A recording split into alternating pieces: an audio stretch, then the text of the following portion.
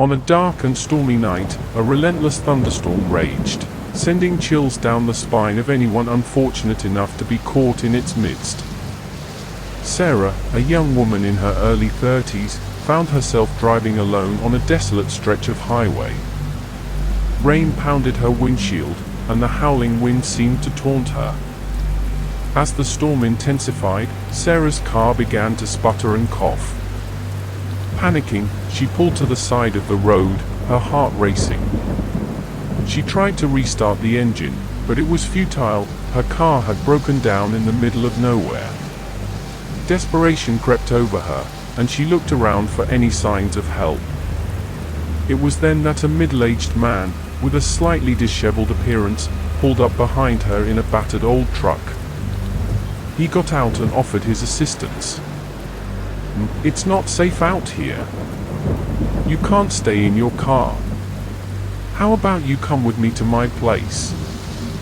I live just a few miles from here," he said, his voice warm and inviting. Sarah hesitated, but was quickly drenched by the pouring rain.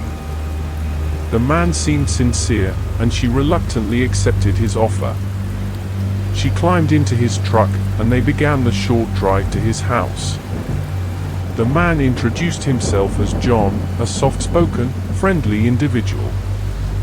He assured Sarah that he was only trying to help. However, as they arrived at his remote, dimly lit house, a shiver ran down Sarah's spine. The unsettling feeling grew stronger when she noticed the eerie silence surrounding the place, as if it was isolated from the rest of the world. Inside, the house was filled with oddities and an unsettling atmosphere.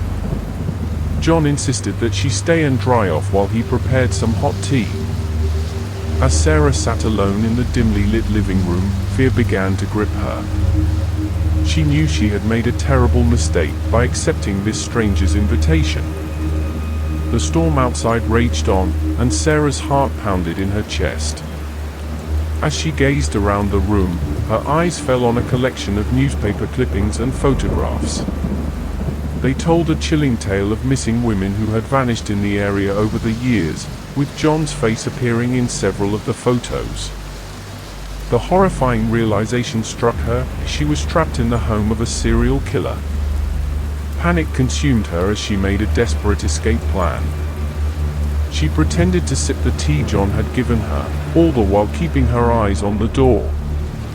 Just as he re-entered the room, she bolted out of her chair and dashed for the door, sprinting out into the pouring rain. John gave chase, but Sarah's adrenaline-fueled sprint led her to a nearby road where she flagged down a passing car. The driver stopped and helped her to safety. The police were called, and they apprehended John at his sinister hideaway. The discovery of his hidden lair revealed a nightmarish chamber of horrors, a place where he had carried out his heinous acts for years.